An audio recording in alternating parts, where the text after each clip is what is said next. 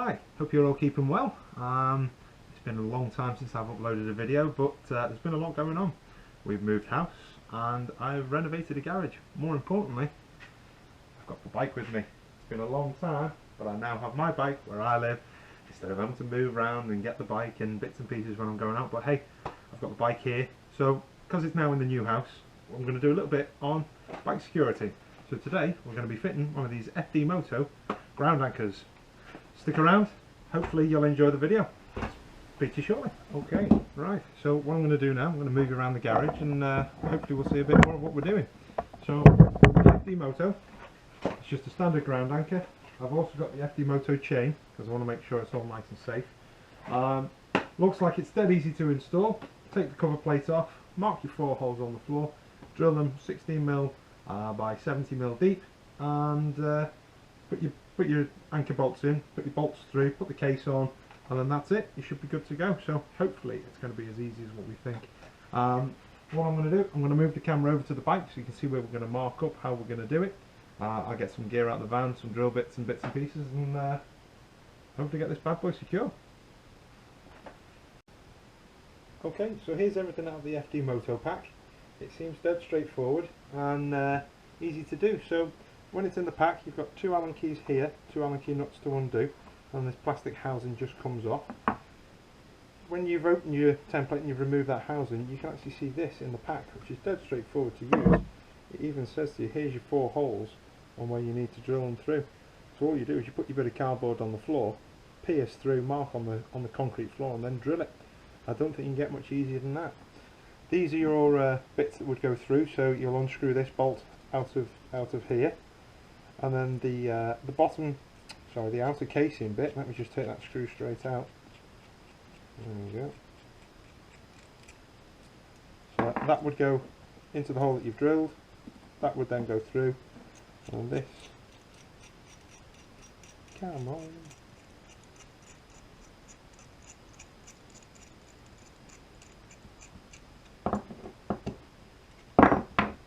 So that would go through the base plate, just like that. So you can see that it's flush, and that would go straight through, down into the ground. And once that's down into the ground, you can imagine it's like that. That's what you want it. So once it's down like that, that would then go over, and no one's any the wiser. Nice, safe, secure. They've also got little ball bearings here that you would push into there, so if for any reason someone does smash the plastic off, they can't get the ball bearing out and they can't undo the Allen key and wheel your bike away. So someone's thought about it, so happy days. Let's get that over to the bike, let's get that prepped on the floor and get drilling. Right, so I've worked out the position on where I want the base plate on the back of the bike. So as you can see, I've put little holes through the card on where I'm going to mark on the floor. So I think I want my base plate to live roughly here, so this chain can come straight through it. I'm tied in a couple of places on the back of the bike. I'm tied in through the framework and through the wheel and through the base plate. So I'm pretty happy with where that wants to be. I've had a little think about it and double checked, and yeah, that's where I wanted it to be. So I'm just going to use a whiteboard marker for now, just to literally mark through the holes.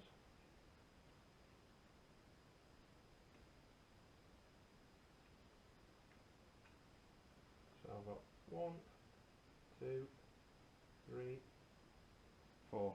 Nice, dead straightforward. Don't know if you can see them there, but so you can see I've got my holes. 1, 2, 3, 4. So that's where we need it to be. That's where it's going to live. Let's get drilling. I'm not going to record the drilling because there's no point you listening to that noise. You'll see the holes once they're drilled. Don't tell the wife, but we went and got the Dyson out the house. It'd be much quicker and easier to clean this up as we're going. So that's just a 5.5mm hole. Then I'm going to work up to a 10mm hole, and then I'm going to go up to the 16mm hole, which is what the manufacturers require. So you can see the nice 4 easy holes. Let's vacuum them out.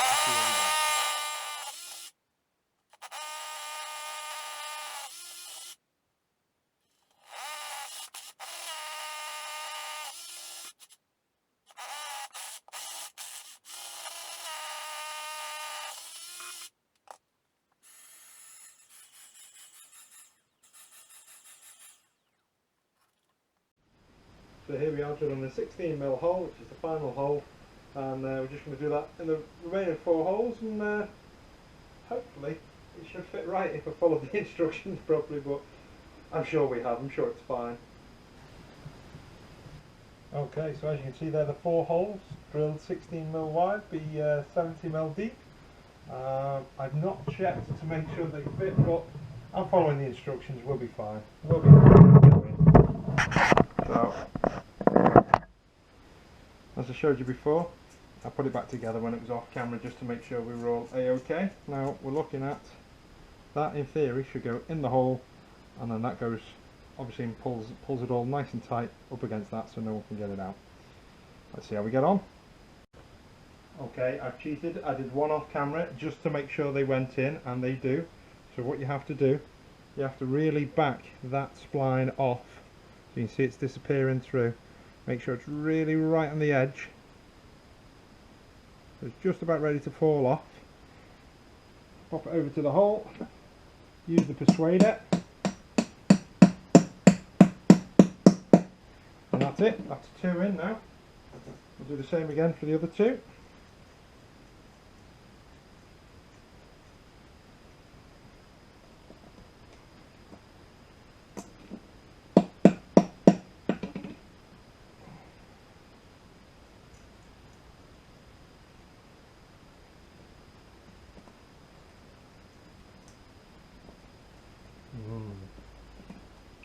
Them 2 holes I need to widen. Right, let's get the drill back out. Okay, so we've re-drilled them holes that little bit bigger. Yes, that's going to go in. Let's rephrase that, it was going in. Right, last but not least.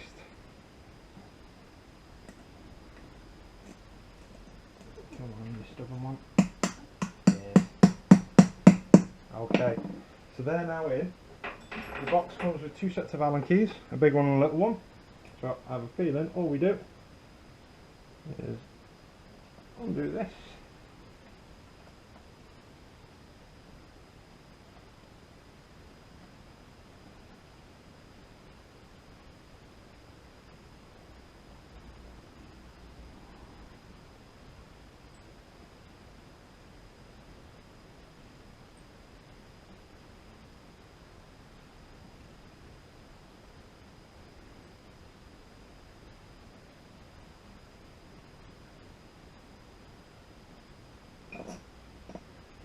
We'll do the same with all the others.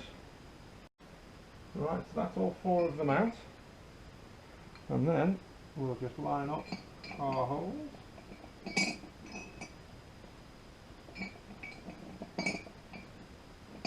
realise you're absolutely miles off. What an absolute joke. Okay, very simple mistake, and I fell for it. It actually gives you the measurements between each one, not hey, here's a template, use it out. So as you can see, I'm out by about 5mm, 7mm, 5mm. Fortunately enough, when I bought this, I bought 2.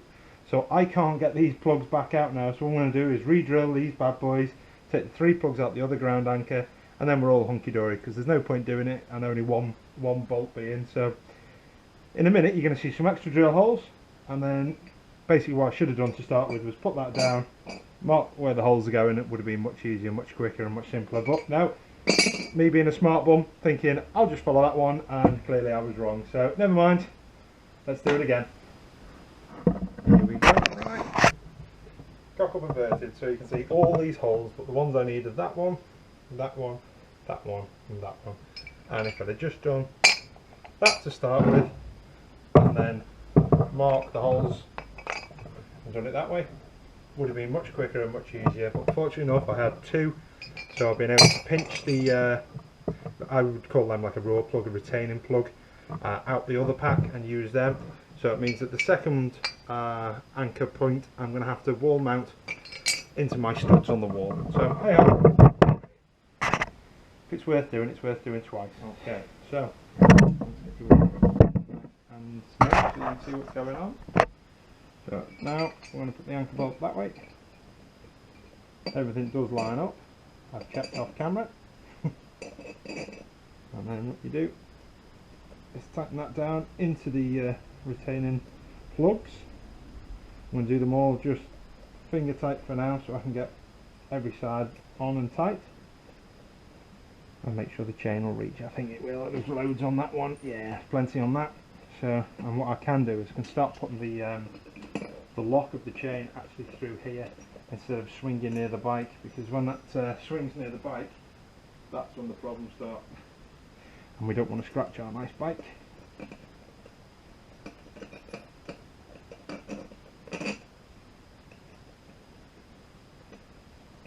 Oh, lovely jubbly. Right, so I'm going to tighten them up, and then once they're tight, put the finishing cover on with the 2 Allen keys on and show you the finished product. Okay, so there you have it. All 4 bolts are in and secure.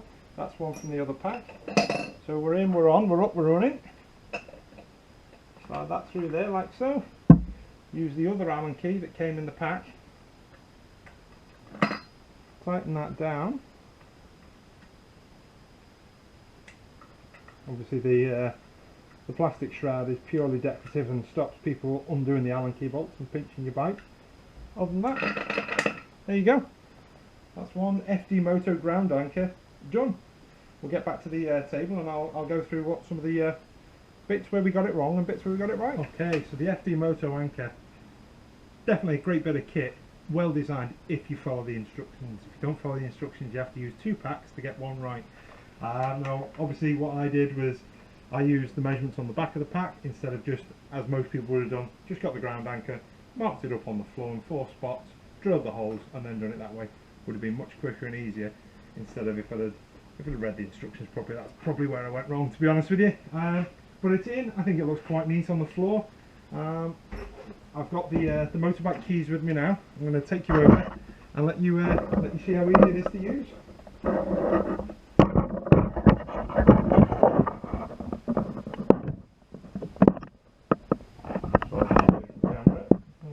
There we go. So as you see, you can see that the FD Moto anchor is there. You can also see that the chain will reach. So what I'm going to do now is just show you, because obviously it's an FD Moto chain as well. That's why I wanted to use the all the same branded stuff. Makes it much nicer and looks neater in the man cave. So through the chain, hook on.